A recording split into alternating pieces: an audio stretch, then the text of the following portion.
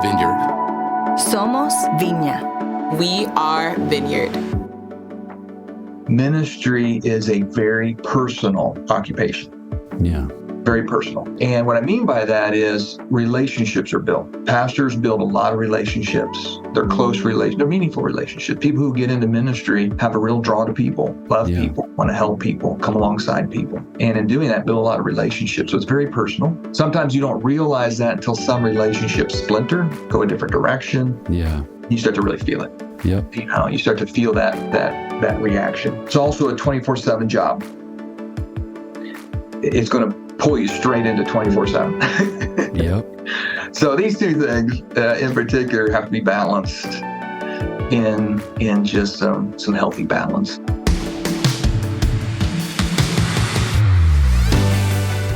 Welcome to the We Are Vineyard podcast, conversations to help us grow with Jesus and each other. In today's episode, our host, Jay Pathak, talks with Tom Campion. Tom is a licensed clinical psychologist who specializes in organizational psychology and a member of the Vineyard USA Board of Trustees. Let's listen in.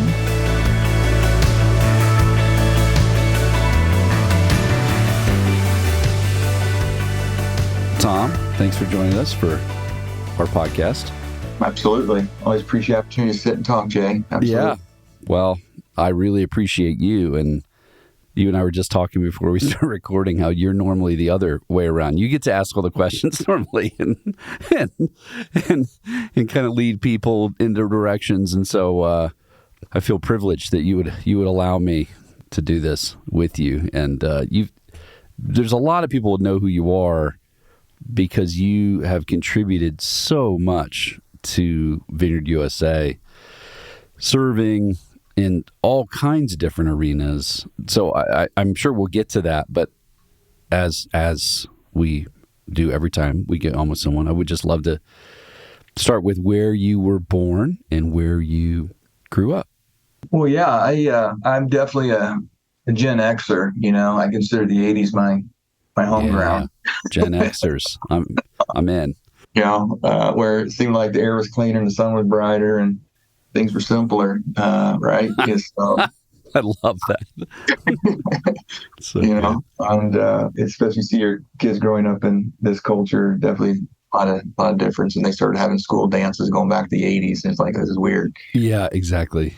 But it was, I kid people because they think I have a Southern accent. You know, because I travel around for some work and they say, so were you from the South? I said, no. I'm from Central Illinois. It's Illinois hick. Don't be impressed. When I first met my wife, who's from the East Coast, she goes, so you have a friend named Ben and Ken? You mean Ben and Ken? I said, yeah, Ben and Ken. And so she helped me work with my I's and E's and my pronunciations as I perfect. Started to clean it up a little bit. But I'm definitely a farm kid all through and through. So I grew up in Central Illinois, and we see videos and pictures of that. It seemed pretty dirty. I said, it seemed awful dirty. And my mom was like, you know? Every photo we're dirty because you're just running around outside doing who knows what. You know, it's my father had a big old bushy beard, and which was funny because he was a psychologist. He is a psychologist. They both grew up in south side of Minneapolis, and she was a daughter of a physician, and he was the son of a Minneapolis police officer. And they came to Champaign-Urbana, to the University of Illinois for his doctorate, and then just set up shop in Central Illinois. So I said, would you start like a hippie commune? Because we had some acreage out in the middle of nowhere. They had orchards and gardens and stuff, and they're city slickers. And I said, what are you guys doing? And they said, well, we just wanted a place to get away, and the kids can have a place to grow up, and small town America. That's just what they were really shooting for at that time. And attending a local church, a Methodist church that was really made up of about 3 or 4 different farm families, and it was a very community kind of a place to go. My graduating class, if I would have stayed, there would have been like 23 people. Oh, wow. So that's small. Yeah, very small community. Moved to a new school where it was 150 graduating. I thought that was a big school. Wow. Growing up into that. And went to the Methodist church, and, it was a community, very, very community driven. And then my parents thought it'd be kind of fun maybe to go to an Assembly of God church. So we kind of stepped up a little bit. Wow. Yeah, that's a big shift. Yeah, big shift, which that was my junior high years in that time, and had some really good friends at the church, and really started opening up a little more of Holy Spirit, a little more of this relational connection to spirituality. And, this was back in early 80s time. And so some of that was starting to kind of unfold. Your first Christian rock groups were coming out, Petra, Blood Good, these kind of places where these things were surfacing. It's like, well, what is this? And there's been a little more of contemporary move into the faith system, and that time at the Assembly of God Church really kind of opened some of those doors, which have been a great church, and they still ministry. Mm-hmm. That led us over to Champaign, Urbana, in Illinois here, that met up with the Vineyard Church, and they just became a Vineyard at the time. Oh, really? Okay. Yeah, it's probably about 86, 87, and it might have been the first year or two just into the Vineyard movement at that time. And I remember visiting the church, and I didn't really think much of it. It's just, going to church, and as a kid, you think things a little differently. But my father said, I don't want to go to church if people don't wear shoes. I have a little bit of maybe a line to go to. I don't know if I want to do that or not. But then, literally one day he said, no, God said we got to go to this church. And he really felt it was something. God was saying, no, we got to go to this church. And that's where, it's been since I went away for school for a while, and then came back to this area in 2000. And so wait, so how old are you when you first go there? What year is that? I was going into 8th grade. So, yes, going into 8th grade. So you've been in the church forever. It feels like, well, time's weird, but yeah, it's been. Time is weird. Time is weird. That's a good way of saying that. Yeah, but that's okay. So a couple questions from what you said. So your dad had built a practice in Champaign as a counselor. He was a psychologist, which was kind of a new thing. Back when he started practice. He started to practice in 1974. Wow. Okay. In a town called Decatur, Illinois, which is actually home of the Chicago Bears. They call this the Staley Bears before they moved to Chicago. It's their home place. And he became a psychologist in the area. There's actually a photo of me sitting on his lap. A local reporter came out to do an article on him and took a picture. And she goes, there's 5 of us kids. And any of your kids up? We take a picture. And I was up messing around or something. So I got into the photo, and he said it was that photo that really kind of launched his practice. He said, fascinating. People saw that, they hung it up. If I ever need somebody to talk to, this is who I want to talk to. And that was before managed care, insurance. Wow. It was all out of pocket. It was a really big thing, let alone be a Christian psychologist. That really was the church and psychology had a hard time being together back at that time. Yeah, exactly. And really, really big deal for him to start that practice. Wow. Okay. So he's kind of a trendsetter in one sense. I mean, first of all, doing counseling, then being a Christian counselor. And I imagine at that time you weren't specializing. It's just whatever. You're just taking clients from marriage, from addiction. There's no probably any court mandated counseling or anything like that necessarily. It's just like anybody just sort of walks in the door. You just start doing your thing.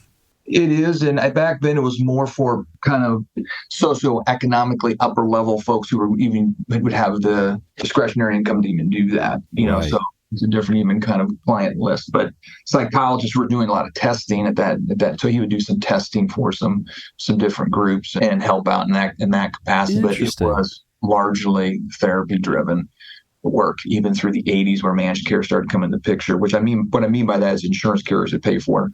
Right. Yeah. Okay. So that's really interesting. And so I always find it interesting when you're talking to people that are either raised in church homes, like with pastors or therapists or social workers, because they all have different experiences of their parents doing that kind of work, right? Like I talk to PKs a lot, partly because of my own neurosis. I'm nervous raising kids in the church, having watched PKs go crazy And so when I meet PKs that are doing well, like they have an intact life with God, they're in the church, I'm always like, tell me what your home was like. Like, how did your parents raise you? Yeah, seriously, because I'm just like, man, I've seen the other thing, and it's not a ton different with therapists, families, right? Because sometimes they're like, their kids are like, Dad, I don't want to talk about this, or man, nobody else talks about this stuff around the dinner table or whatever. As you look back and you see how because obviously you're in the field, which means it wasn't a negative experience for you, or maybe not too negative because you decided to do it. Can you see how maybe you were different than other kids, like your family? You were having conversations maybe other kids weren't having, or stuff is happening around the table, or you were thinking about things other kids weren't thinking about. Can you see that in retrospect? Well, I tell people I was a PK too, except I was a psychologist kid. See, it's very similar. That's my point. I said, I have a whole host of other stuff. Right. What I found interesting is growing up with a father who was a psychologist as a kid, people didn't know what that was. Right. They just didn't know what it was. I mean, it was, and he would be called doctor, and they said, I don't understand this. So, what kind of doctor is he? Right. What is that? Why would they? Right. Is he not? They just were very confused by the whole notion. Yeah. Really kind of almost professions, like people just look stargazed in their eyes, like, I don't know what you're saying. So we're just kind of shifted in a conversation. I don't know what you're talking about. They really did not have especially in a farm community, they really have a box to necessarily put that in on what that specialty. And I tell people as a whole, psychology is a fairly new profession. Yeah. Dad had people as instructors, Cattell, who came up with theories and assessments, and he was one of his instructors. This is just, there's people who wrote things that we feel are old and been centuries ago. It's not, we're talking 50, 70 years ago, people who are really forming this profession. And so it is relatively kind of a new thing, even as it continues to grow and expand today. Yeah. A lot of times as a kid, people didn't know what to necessarily do with it. I do realize as I look back that my father was very much an influence of his training, which was very behavioral driven. That's kind of a thing in the 70s is behavioral modifications. It's very behavior driven, reward. You got these reinforcement schedules, and you have these things that to help work with people. And I can tell that he would influence a lot of techniques with us as kids on behavioral modifications. Reward systems. You do this, you back and forth. And I love it. I knew what you're doing, kind of doing with that. That's so good. But he was a very hard worker. So it was being in your own practice, as something he would say is, it's pretty stressful, but when you're not busy, it's really stressful. So it was just kind of this notion of work, very strong work ethic. And that was very big, much of it I saw him do and was a part of even on the farm, doing farm stuff. And it was not a day went by without some really good hard work being done. So yeah. Psychologist / farmer, that's going to be a hard work experience. Yeah, we've been raising our kids. Danielle, at least more than once, said to me, "You're not allowed to experiment on the girls like this thing you just learned. You're not allowed to try that." Like I had seen, I think at Stanford did the marshmallow test with kids. I assume you've seen that, where they put the marshmallow in front of the kids. And they're like, listen, if you can wait 5 minutes or 10 minutes or whatever it is, we'll come back in and give you 3 marshmallows. Or you can just eat this one now. We're going to leave the room. And they just have a video camera on these kids, and they're just like picking it up. They're looking at it. They're smelling it. There's certain kids that just swallow it instantly. Well, it's over. And then there's other kids that just don't touch it. They just don't even touch it. They're just like, I'm waiting. And they just wait. Somebody walks in, hands them the 3. And, the whole conclusion of the experiment is they followed up with all these kids, whatever it is, 20 years later. And the ones that could wait, like their lives are like noticeably different because they have this practice of discipline. Somehow when they were a kid, they just realized delaying gratification pays off. Okay. So I see this whole thing. There's a TED Talk. I'm like, Danielle, let's go buy some marshmallows.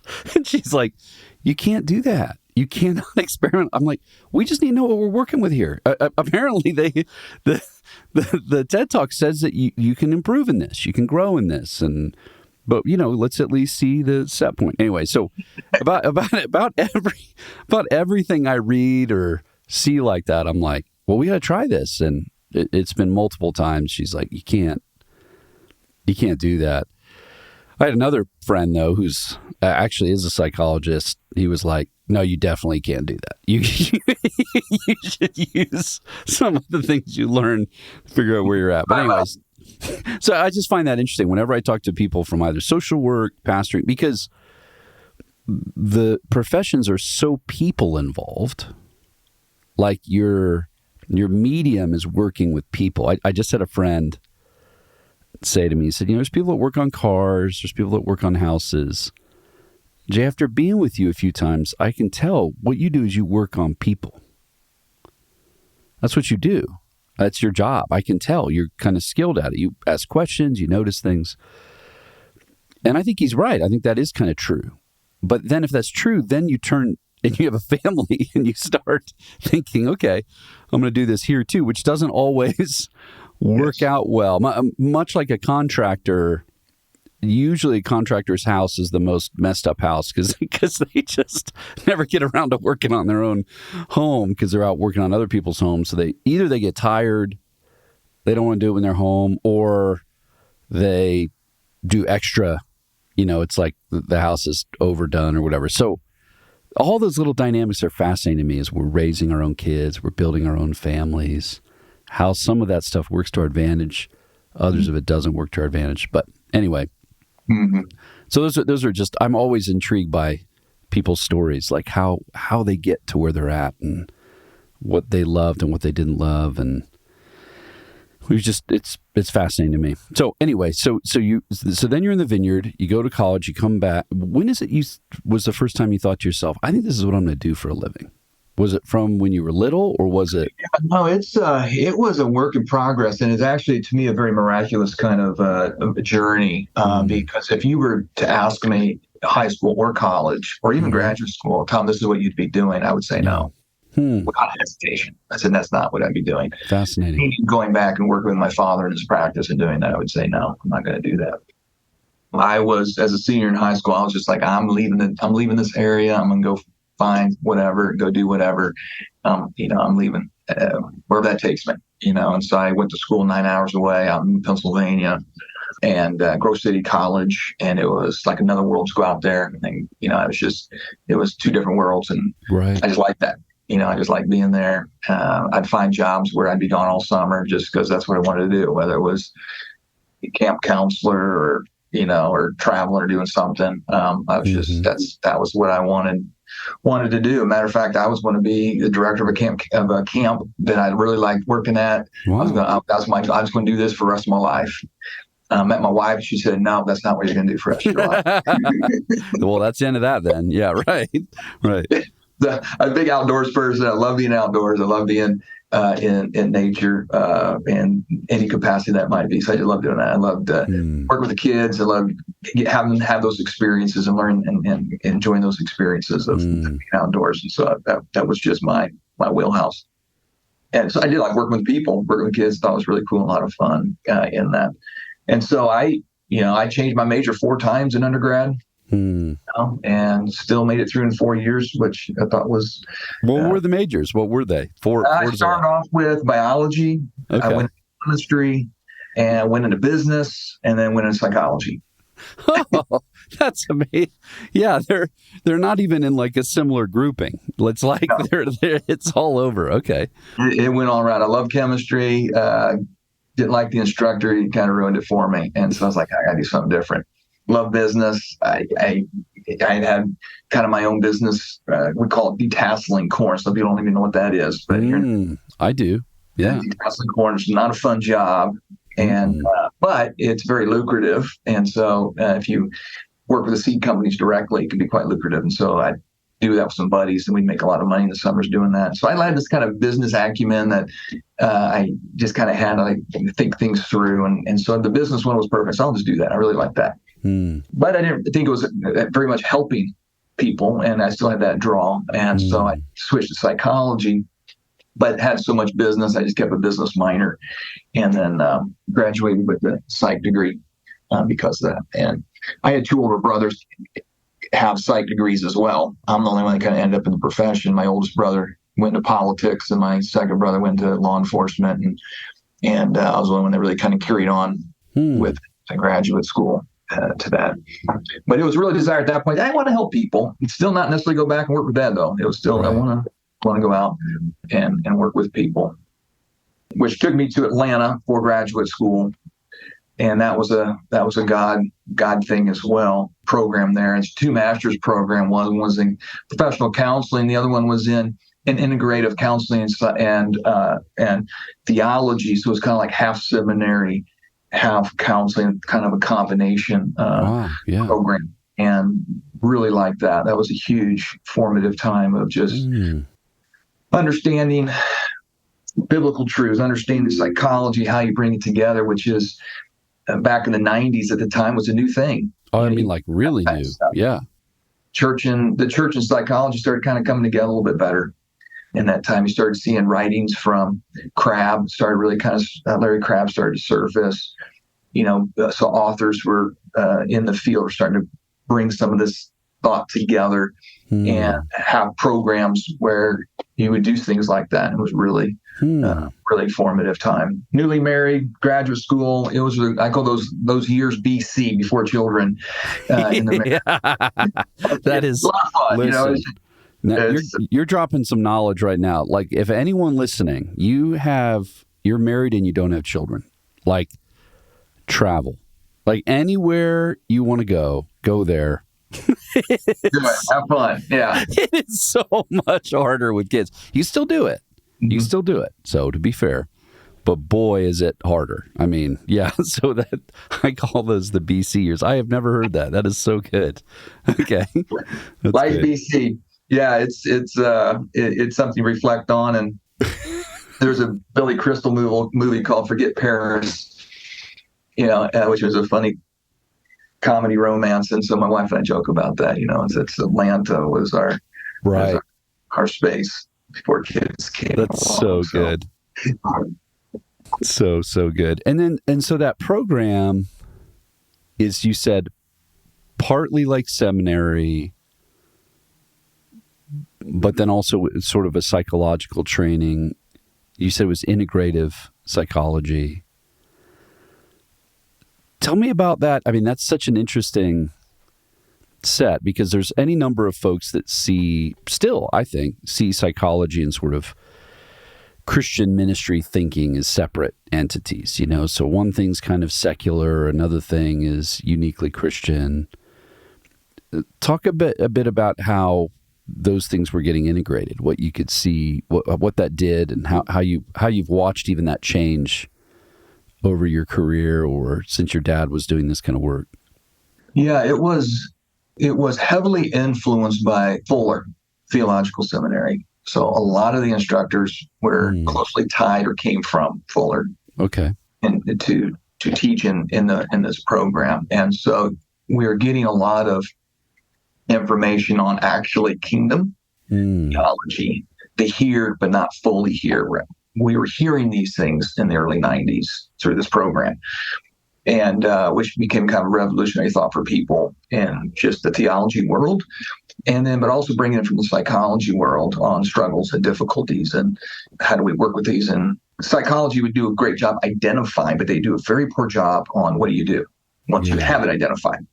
So most of the training was on identification, diagnosing. They would have some theory and some techniques, but that wasn't the lion's share of the knowledge. It was about the understanding, the diagnosing. And so it was left with students like, okay, what do we do with this? How do we do that? How do we, in the medical world, you have a residency, you follow a physician around, you see what they're doing. Right. Mental health world, you don't. You just say, here's your client, here's your office, go. Like, right, what am I supposed to do? Right. Yeah. And you kind of start from there. So there was a lot more hands-on. Here's some things you can do. Here's some things to think about. But blending those together was very, very helpful. There also was a heavy message that all truth's God's truth. And that really took off this defensiveness around psychology, research, social research. There was almost like this underlying tension that it was going to prove something wrong in the Bible. It was going to prove something that exists in the Bible. Right. When all it did was prove things of the Bible, prove things of Scripture, of what Scripture says about human behavior and the issues of human behavior. And all it did was just prove it, show it. Right. And you find tons of Scripture that would go along with theories of how this works. For example, psychoanalysis. Freud started this whole thing of psychology, and his main premise of psychoanalysis is that it's the relationship that heals. He figured that out, that if I sit with another human being and they feel heard, whether I say anything or not, they actually feel better. And without a good relationship, they're not going to really have growth or movement or transformation. So early psychoanalysis was 4 hours a day, 5 days a week. You only have a handful of clients because you spent a lot of time with them. Listening and talking. And then you start to say, well, I don't want to influence any of this. I'm going to sit behind you. I'm going to kind of sit off to the side. I'm just going to let you just freely share what's on your mind and just get that out and have that vocalized. And he would say things like, people would get better, whether he would say anything or not. Yeah, because he realized it was a relationship without heals, and which is very biblical, very much part of relationships. They're very healing because God's relationship with him is healing. So it can happen on a human level too, as we interact with people, love people, compassion for people, listen to people. There is a real response to that internally. And so some of these things are being discovered, and so, well, that's part of this. They all kind of fit together. There's no need to be afraid of what they're doing out there, like they're going to prove something that contradicts our belief system. Actually, all it does is affirm it. It actually causes problems for other religions of the world. Yeah, very behavior-driven religions, work-based religions. It actually, causes some problems in that regards for their belief system. But when it comes to Christianity, it actually is very affirming to what Scripture says. Yeah. That's really, there's a couple, there. You said a lot of really interesting things there that turned my mind around a few different directions. I mean, because, where all truth that you find is God's truth, that's really good. What's tricky, I think, for people is when the people that are discovering and describing that truth are also subscribing to things that we find contra to what we believe. So in other words, when psychologists are atheists, let's say, but they're discovering truths about how people's minds work and how if they think certain kinds of things, it changes other kinds of behaviors. And so they can help people. I mean, now I'm talking CBT kinds of things, right? Like they're learning how to get people to think different kinds of thoughts so that they behave differently, so they feel differently. But they're atheists. And that for many Christians, specifically pastors, that can be troubling. Like, well, wait a minute, that shouldn't work. If they don't believe what we believe, which we believe to be true, isn't it dangerous then? But it is really complicated in that sense, because very rarely would any of us ask about the theological convictions of our heart surgeon. Yes. Like I really, all I want to know is, are they good at what they do? Okay, do they know how a heart works? Mm-hmm. Have they done this before? Can they see how the heart functions? Because I don't care if they follow Jesus. I don't actually check on if my contractor is a Christian. Actually, I might there because they can do some goofy stuff. But anyway, no, I mean, like the regulations are less there. But I mean, I want to know, can they do good work? Are they a good mechanic? Is my accountant a good accountant? But again, accountants are interesting because I want them to have a conscience when it comes to money, maybe, depending on certain kinds of things I'm doing with money. So it's interesting. We know that's true in all kinds of arenas. It's interesting when I talk to pastors when they start to move towards counseling and psychology, because it's possible for people to start to learn how the body works, the mind works, the brain works, that don't share assumptions. But you said a second thing that was interesting, which is, though they might not know or believe what I believe, much of what these people discover fits within my worldview if I can suspend judgment a little bit and just listen to them. And I go, wait a minute, that sounds a lot like what the Bible says. Like so much of the work we're learning about the brain right now, for example, is integrating the mind and the body in very particular ways. Like that trauma, for example, isn't just stored in memory. It's stored in different parts of your body. It's somatic. Well, that sure sounds biblical, because the worldview we have of the scriptures is that you are a whole person. So things that happen in your mind affect your body and your spirit in certain ways. And it's so interesting to watch psychiatrists, psychologists prove things that the scriptures have taught us for a long time without having any kind of a Bible motivation. And so it's an interesting, but I think that pastors specifically, Christians, get nervous because it feels like their psychologists are playing in our field, so to speak, without our assumptions. When if we can just slow down a little bit, believe that God is still sovereign, and the fact that they're discovering certain ways that help people change their life without a Christian worldview, doesn't mean then that we necessarily need to be skeptical. However, when they start to put in other spiritual practices that are ultimately demonic, that's not great either. So it can get murky in these different waters, and I can see why people get nervous. But it's so encouraging to hear that these fields of what are we learning about the brain? What are we learning about behaviors? What are we learning in sociology can be really scientific. Like we can study the way humans behave, how temperament, what's born into you versus what develops, all those little things, you can measure that stuff like you measure the weather or something. That's right. And then taking our theology and applying that. So talk a little bit about, like pastors. In some ways, we don't want pastors to pretend to be psychologists. Okay, like there's moments pastors get out of their depth. Like, hey, you need to refer. You should not be doing counseling appointments all day if you're a pastor. But you do want them to have some tools to where they can notice the way people think and behave, how patterns work. When you're working with pastors, what are some of the pitfalls you see them fall into? One might be they're suspicious of psychology in general, like we talked about. But another might be they start to pretend to be able to do stuff they can't do because they're not trained.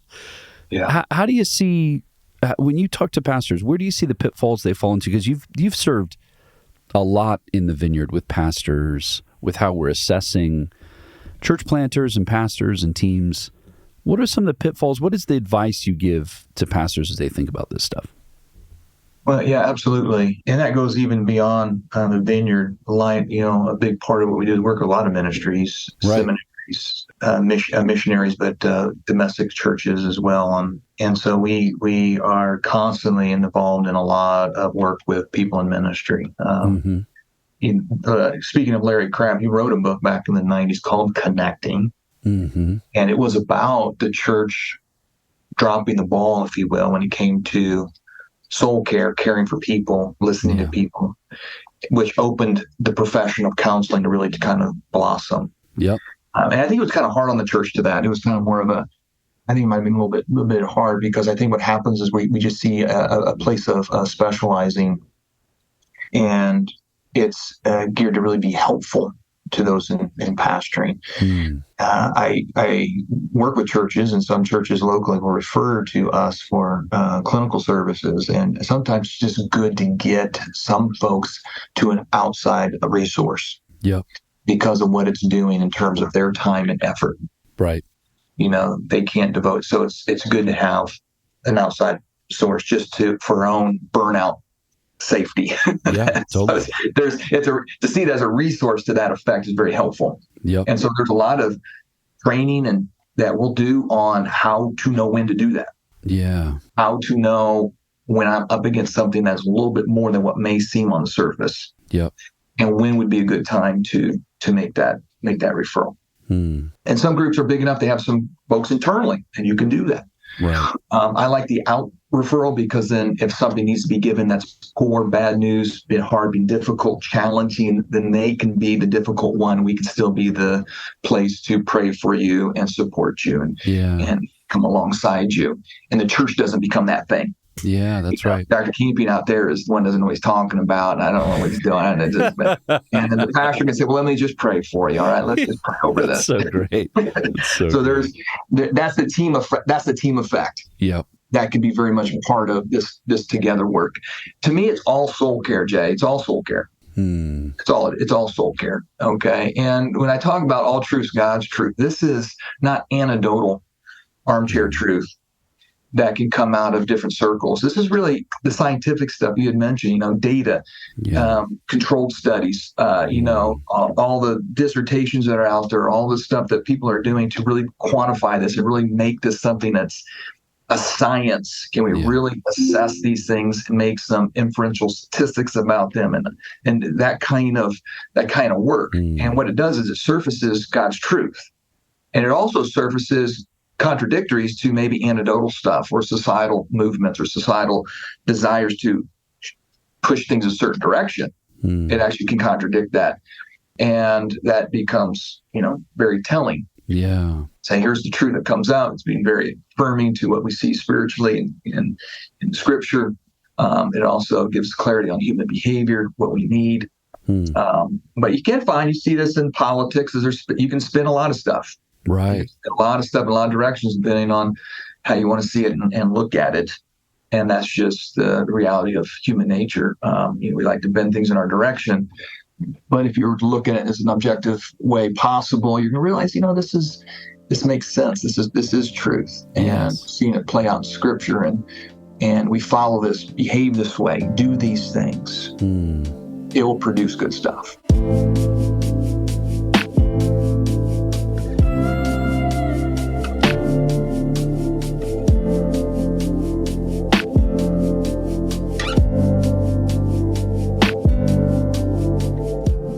Registration is now open for our 2023 National Conference, Making All Things New. This year's focus is on evangelism, church planning, and global missions, and we are gathering in the beautiful Black Mountain, North Carolina, right outside of Asheville. There's also special programming specific for kids and youth, so bring the whole family. Regular pricing is available until July 14th, which is also the cutoff for registering kids and youth, so register now. Link is in the show notes. See you there.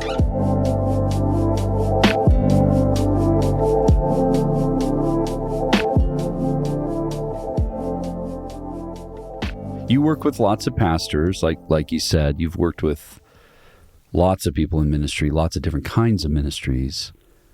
If you were to just kind of lump all that together, I know everybody's different. They all deal with different stuff, but you've been doing this a minute. You're able to watch trends. What do you think is the best general wisdom you have for people specifically in ministry when you think about their mental health, the obstacles they come up against? The obvious patterns, like, Pastor X presents and says, here's the things I'm dealing with. What are the obvious patterns? What are the most helpful, just general wisdom that you're like, man, if I could just get every pastor to hear this or do this or realize that, what are the most common things you're seeing as you're working specifically with people in ministry? Yeah, that's a really good question. I would just off the cuff, I would say, ministry is a very personal occupation. Yeah. Very personal. And what I mean by that is relationships are built.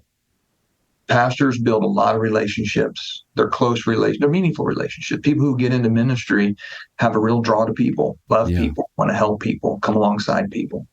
And in doing that, build a lot of relationships. So it's very personal. Sometimes you don't realize that until some relationships splinter, go a different direction. Yeah. You start to really feel it. Yep. You start to feel that reaction. It's also a 24/7 job. It's going to pull you straight into 24/7. Yep. So these two things in particular have to be balanced. in just some healthy balance, and I think that's usually learned by a reactive situation. Yeah. And nice to be proactive in that understanding, people walking into ministry. Yeah. For example, the personal side is that you have to give people space to be people. Not every relationship that gets splintered or broken is because of something you've done. Yeah. The pastor will take it on themselves. They're not talking to me what I need to do. I need to help more and do this. I'm going to do more. And it's a 50-50. You're 100% responsible for your 50%. Yeah, that's good. That's it. And in the 24/7, you got to find breaks. You hear that. There's books on it, on having your own Sabbath, making sure you're stopping, you're reflecting and taking care. And it's not a luxury. That's a huge message. It's not a luxury. You taking time to do a hobby, spend with family, just veg, take it easy. It's not a luxury. It's not something you're doing as a frivolous activity. This is something needed, because if you can give yourself that space, you'll be more effective and efficient in what you want to do and need to do. All of that stuff on a proactive level, it's hard for it to settle in. And so most of these conversations happen because of fatigue, tired, burnout, and such. It's very understandable why. Yeah. What do you think of those, being in ministry yourself? I like it a lot. I mean, I guess what the first thing you said, I mean, I'll try not to put myself on the couch here, but I mean, the first thing you said of how splintered relationships are part of the job. When you are putting yourself in so many relational moments. And there is the power differential problem. And nearly always when you're in these relationships, you have a certain kind of authority. So, I'm always amazed, and again, I'm looking in the mirror when I say this, how often pastors see themselves as parallel with the people they're working with. Like, I'm the pastor, but this is really my friend. Well, the truth is they're in your church. They hear you preach every week. You have a certain kind of authority, whether you think you do or not. This is especially, I think, prominent in like vineyard churches, because we think our authority base is out of relationship. And, and that's a great thing, that authenticity. The old John Wimber, I'm just a fat man trying to get to heaven. I'm just a guy, whatever. I'm just a guy. The Lord speaks, I'm just a conduit. Those things are really good for creating, I think, healthy church environments. That there isn't, the man of God has descended from the mountain with the word of God. We're good at sort of detuning that stuff. But I think in the sort of personal psychology of a pastor, the truth is you still do have authority. That's right. Whether you think you do or not, there is a power differential. And therefore, many of the things people don't know what to do with power. A painful relationship growing up with their father or their mother. Painful moment with a boss or a brother or sister. An awkward exchange with a friend, or maybe their pain shows up because of the things you're revealing. You preach a sermon, you're involved in that really dials them up, or you're involved in a weird moment in their marriage where you really help them. Even if you really help them, now you've assumed a position of power in their life to where they're going to project onto you whatever all that old pain is. I think it took me a really long time to figure out how many times I'm involved in a weird conflict that it's not about me. It's about somebody else, but I'm representing that person. They're trying to work something out with something that didn't work with their dad or their brother or maybe even their spouse. That it's easier to be mad at me because I'm available and I'm gracious and I'll listen to them and I'll apologize in ways that nobody has before. Pastors become lightning rods, which then makes them think, if I could just get everything right, this will be better. When, to your point, sometimes it's not up to you. This thing is working its way through because there's been some kind of bill that's accumulated. And you have to be able to notice when whatever I'm doing isn't helping. It's not working. And I have to be able to pull back a little bit, create adequate space, which gives dignity to people. That's a really hard lesson to learn, and that it isn't always up to me. Even if I'm pretty good at this, I might not be good enough if that other person doesn't want to deal with the actual source of that pain. Betrayal. I mean, out of COVID, people leaving the church that you thought you were close to. But the truth is you were a vendor in their life. You were like, if Chili's changes the fajitas, people stop going to Chili's. They're not mad about it. They just don't want to go there anymore.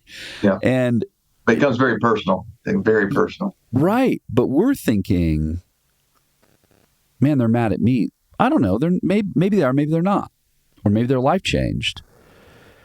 But either way, you represent a certain thing that they don't know how to contend with, or they want to do something different. But boy, it's painful as a pastor. So yes. How do you see pastors kind of move through that or grow through that ability to rightly differentiate, to see where they end and other people begin? I mean, we're starting into words like codependency or differentiation. These are essential learning cues, I think, for pastors. What should pastors watch in themselves? What are some of the things that you've seen that help them start to get that work done? A big one is support. In most churches, don't have a lot of extra pastors around them. Okay, right. in your itself. So a lot of times you're talking about a church with pastors. They may have a team, but it's really just them. And so it's really easy to be a silo. It's really easy to feel by yourself. Yeah. And having the right kind of support is big, because what pastors will do, they will start to build relationships in their congregation, but there is that power differential, authority differential in there. Yeah. And that becomes almost a support system, which can get tricky. Yeah. Especially if something happens. And so having something outside that as a support system, you can do that. And something outside of that is also very, very helpful. Yeah. Which is what I appreciate what the Vineyard nationally is doing, is trying to get more fingers out into pastoral health and how you do check-ins, because that will give ability to dialogue and communicate on some of these things that are hard, and having somebody who understands goes a long way in giving that kind of support. So having a support network, you'd be surprised how many pastors I meet with that say, Tom, I don't have any other place to talk about this. Wow. And they're part of really large places or small places. But every conversation they may have a dynamic in it that they don't feel like they can be fully transparent about. Yeah. Because that person listening think, oh, what's going on? What's happening? And they start reading information as it's flowing. So to having an outside source, somebody that can just, hey, this is about, about as much in all these dynamics as nobody. So you're completely objective in this, but it's nice to be able to put that out there, talk about that, get that off my chest, and it gives me a chance to clear and give some perspective, and it ends up being very helpful. So support is big in those things. And unfortunately, some pastors really bottle themselves in. Like, this is part of my spiritual suffering. This is God's put me in the field to take this. This is the burden. This is the cross I'm to bear. This is what I need to do in this, push through this and hold this. And this is the part of ministry. And I would say, there's really, really tough things about ministry, but it doesn't mean you do it alone. Right. Does not mean you do it alone. Okay. All right. You just don't. So bring some people around you who can do that. Reach out and find that. I think that's been something that now currently a lot more resources are coming out, retreats, programs, people who really, that's their thing, is pastoral support. We see this in the missionary world.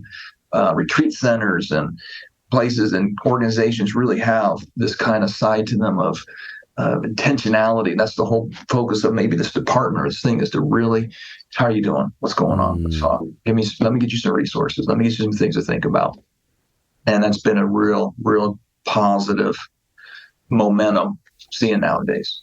Yeah, that's good. Well, and I like the language you use of like a team, like if it doesn't matter how good of an athlete you are, if you're playing basketball and it's going to be 3-on-5, okay, no matter how great those 3 players are, okay, like we can't cover the court. We might be the very best there is, but we're going to have a really hard time winning. There is something to seeing you need a team on the field with you. Like, what's the team that helps you think about your own inner life, your marriage? Yeah, for me, listening to you, what I'm aware of is how it was years ago. I'm talking to a psychologist, and he just said, anytime your basic functioning isn't working, like you're not sleeping, you find your mind wandering into, cul-de-sacs where you're stuck.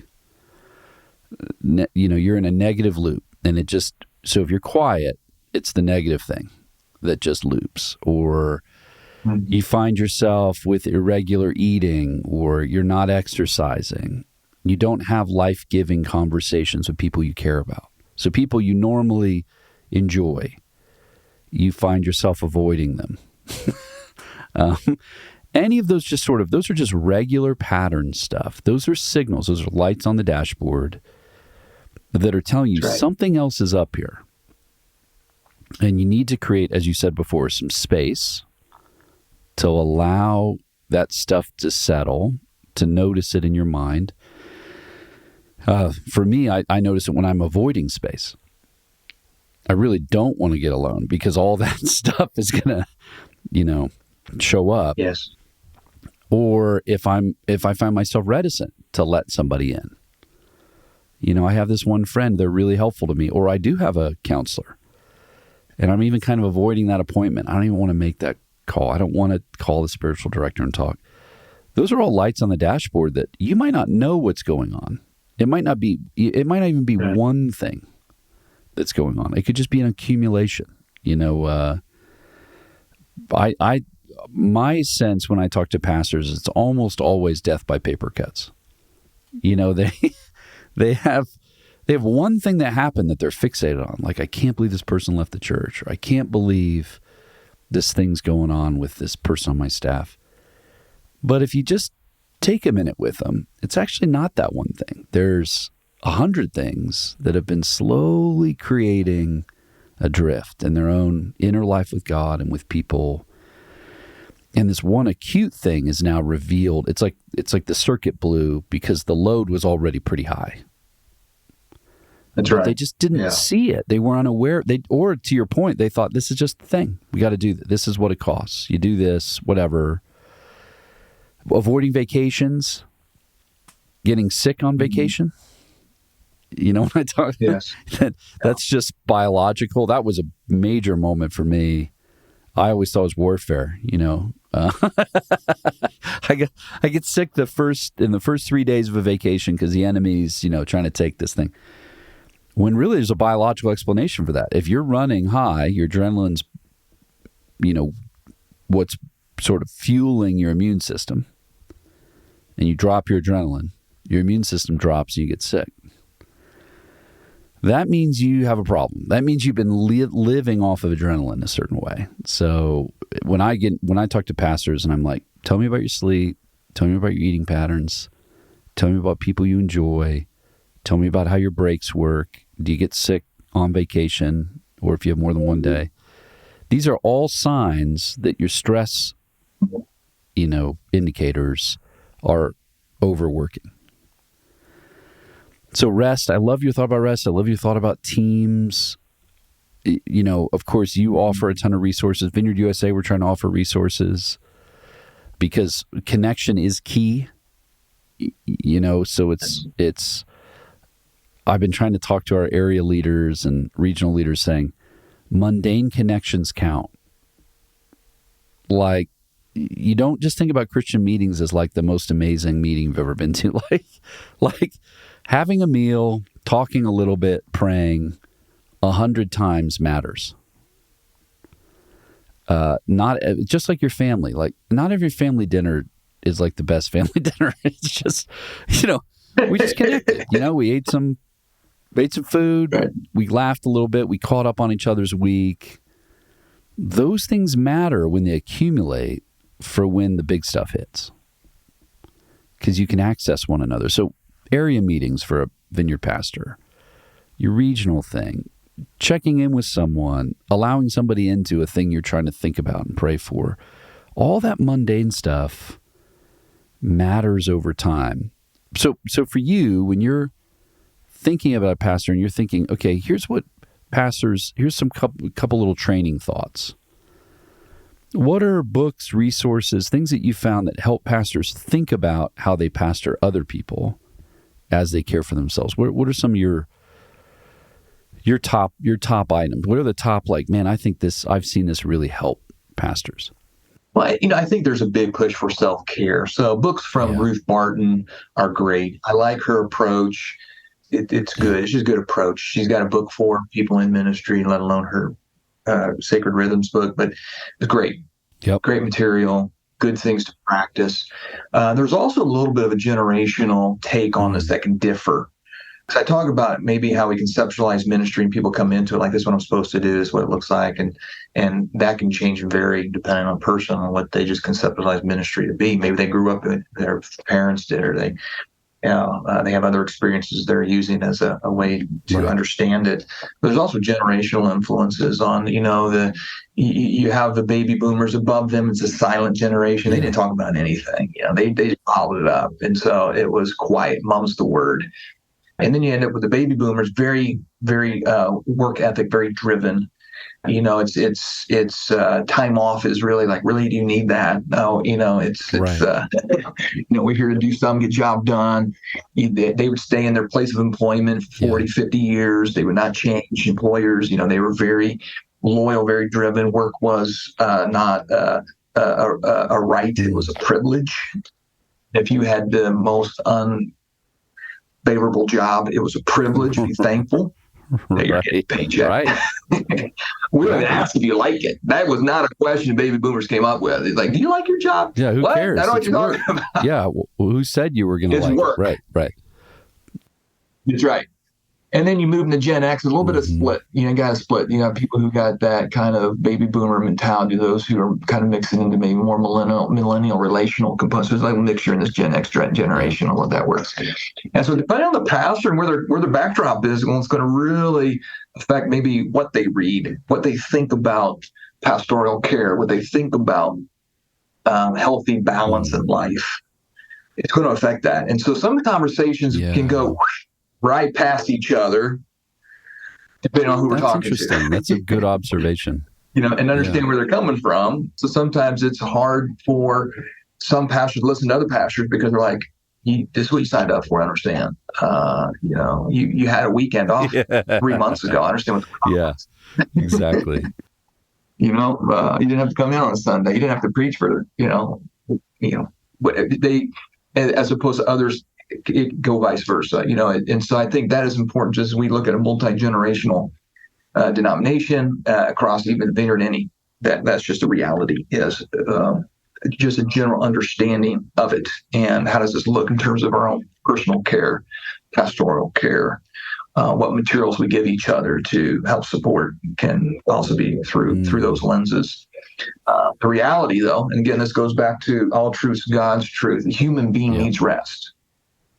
Okay, when God said he needed a day of rest, I don't think the God of the universe actually needed to rest. I don't think he said, you know what, I'm tired. I think it was totally an example setting. I'm going to show you. We're going to rest.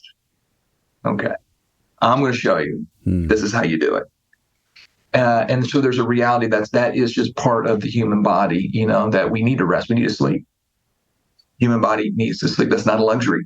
We don't look at luxury. It's a sleep. Matter of fact, no sleep, the human body gets really weird and really goofy. Yeah, fast. Okay. Yeah. I tell people that's the first line of torture in the military. Don't let them sleep. Come up.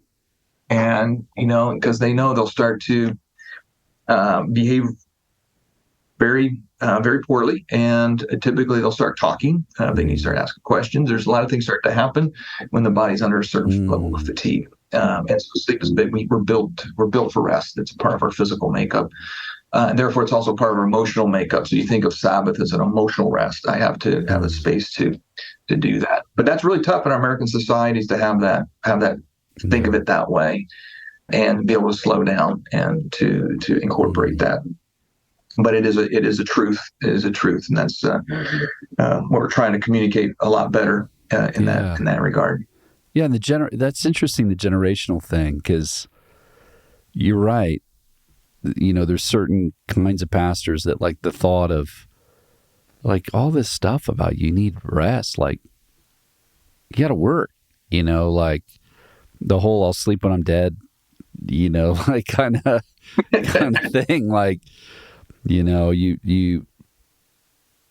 rather, burn out for God than blow out with, there's all these like weird like frameworks and phrases to justify. Exactly. And yet on the other side, I remember sitting with, there was this pastor, he's in his 70s. He'd planted a whole bunch of churches all through the South, different big cities, large churches.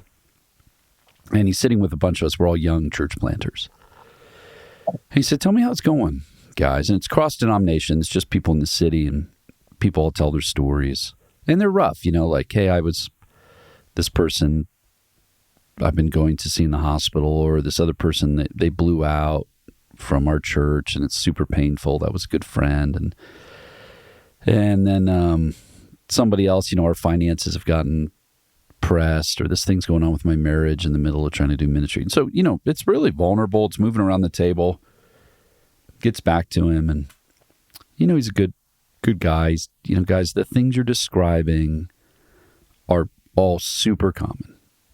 Marriage pressure, financial pressure, betrayal. He said there's nobody that does ministry any amount of time doesn't have betrayal in their life. And so he just goes through and just really graciously addresses each person, just kind of on a topical level. But then then he turns and he says, I guess I just want to say this to you guys. I think this would be the best advice for you. This is the work. This is it. Like, if you think there's some day where you're not going to deal with these things, if we get big enough, or if I get old enough, or if I could just train the right kind of leaders, this isn't going to happen. There'll be some future day where betrayal and challenges in my own relationships, challenges financially, those things are all just going to go away. You think that day exists? It does not. And he did this analogy. He said, if you are an ER doctor and you come home or you talk to your other doctors and go, man, I just hate the sight of all this blood. It is brutal. This is awful. You might need another job. And I'll never forget him leaning forward. He goes, this is the work. This is it. And you don't have to do it. Like, you don't have to do this job. Like, there's other kinds of jobs, like you'll still do some of this stuff, but you are putting yourself in a profession that you are involved in the worst moments of people's lives. Number one, and you will be that way the rest of your life. There is an actual warfare component to this. There's evil that will attempt to hurt you personally and try to mess with your family. So this is the work. He says, so I'm not saying that to depress you, but it is important you have realistic expectations. And if you know that's true, you might live and work differently. Set a pace you can live with. Because this is going to keep happening. These things will keep happening. So you have to shift your expectations. He says, I know how this works with church planners. You think, well, if our church is a couple hundred people, well, then my life gets easier. It slows down. No. Now there's just more people. So if you thought with 20 people, there's 2 people who are crazy. Okay, now there's 200. And if you're the right kind of church, you're a healthy church, you're reaching the people that have no faith. You're engaging the most broken people in your city, and you're helping them through addictions. You're helping them through, You're actually doing the work of the ministry, which means you're going to have more problems, not less problems. Now, you'll have some more people to help you, but the scale of it just keeps going up, and the isolation goes up. Yeah. What's weird is the larger churches get, often pastors feel more isolated, not less isolated, because there's more people depending on them. There's more, their salaries, their jobs, their careers are now dependent on you in a certain way. Not entirely, but there's a pressure. It's a different kind of pressure. So anyway, he just dispels myth after myth after myth. I mean, it's like a little 15-minute moment. And I just remember being like, oh, no, he's right. And he's not trying to depress us. He's trying to help us to say, set a pace, set a way of living, that you find a real way of living with God. And that's what I'm just reminded of that when I'm hearing you talk, like, yep, these kinds of challenges, this is just part of the work. It's like coaching a football team. Like, the other team scores, it's like, that's what happens. Like, there's another team on the field. They're going to score. Like, I don't care how good you are. Like, you're things are going to happen out there that are tough. I mean, just reading the New Testament. Like, if Jesus didn't get it right with everybody, he had people betray him and say stupid things and not get it. He's a pretty good teacher. Yeah. I'm not going to be better than him. And so it's going to be hard. It is hard. You're exactly right. I think managing expectations is a big one, and that is you are moving to the front of the line. You're moving to the front of the line of the battle, and so you're going to be some of the shot at directly. I mean, that's just how it goes when you're doing to that. And we work heavily with the Salvation Army, and they are very conscientious about articulating their calling. And so when they're going through their seminary, that becomes very much a standard thing that gets said over and over and over again. Tell me about your calling. Tell me about God placed it on you to do this work. And they're very much put that out there in a very clear way. And, and as we worked in the ministry for many years, I think that's really interesting they do that. And then we get to work with Salvation Army officers in their ministries, which is very difficult places. They end up going places in communities and things that could not support a church. So they have to have a big group come in to do that because they just locally couldn't support it. And it ends up being very difficult. Very difficult place to raise your children, very difficult place to interact, very difficult. And inevitably, they have to come back to their calling to anchor them because of the adversity. They understand we're literally soldiers moving into this territory, and they have to use their calling as an anchor point for their faith because it can be really hard in those moments. And I find that with people in ministries, well, tell me about your calling. Yeah. Tell me about what God did to you to put this on your heart to move in this direction. Because we talk about things like it's hard, but on the other side of the coin is you get an opportunity to see God work directly. And to me, that is one of the most inspiring and earth-shaking and energy-giving things you can have. So yeah, you're in the front lines, you're getting some shots, but you get to see God's hand move. Specific. It's kind of like the Israelites going through the desert, tons of adversity, almost so they wanted to go back to in prison. At least we got some food when we were slaves. They're even talking about going back into slavery, which is an unbelievable picture of human nature right in that moment. But they saw the hand of God move in very direct ways. Very direct ways. And I said, that's what it's like when you're in the front lines.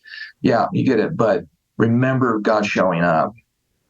And the next adversity you face, meet that with anticipation of being able to see God move directly, because there are a lot of people who don't get to see that. They don't get to see God move like that, and that is a real privilege and just an awe-inspiring moment when you see something like that happen, and I think that's the thing that kind of grounds the perspectives of the expectations of, it's not going to be, it's going to be hard on the family, it's going to be hard on us, hard on financially, it's going to be painful, all this. So yeah. We get our expectations right. But there's also some other things that are mixed into that pool. Yeah, you get a front row. So you're not just the first to get shot at, you're also the first often to see up close how God moves in people's lives. It is both. Yeah. That is 100% right. And I love that thought, anchoring to your calling. Because you're right. You start getting people talking about why do they do what they do? How did the Lord speak to them? And the amount of verses in the Bible that say, remember. remember what I did here. Remember what I did here. I mean, what we do in communion weekly, if you're in certain churches like ours, do this in remembrance of me. Remember what anchors you, the cross, the resurrection, the ascension, the return of Christ. Those things are above all of it. Remember. Gratitude. These are things you have to choose, don't you? They don't just come to you in the midst of pain. You have to choose to put those things first. Man, that's really powerful. So get more players on the team, learn how to rest, remember your calling, remember how the Lord put your call first. Those are major helps. Well, and I've taken a ton of your time, Tom. So let's just wrap here, because we could talk for hundreds of hours. I hope I get to in my life with you. I really am grateful for you, your willingness to serve the vineyard.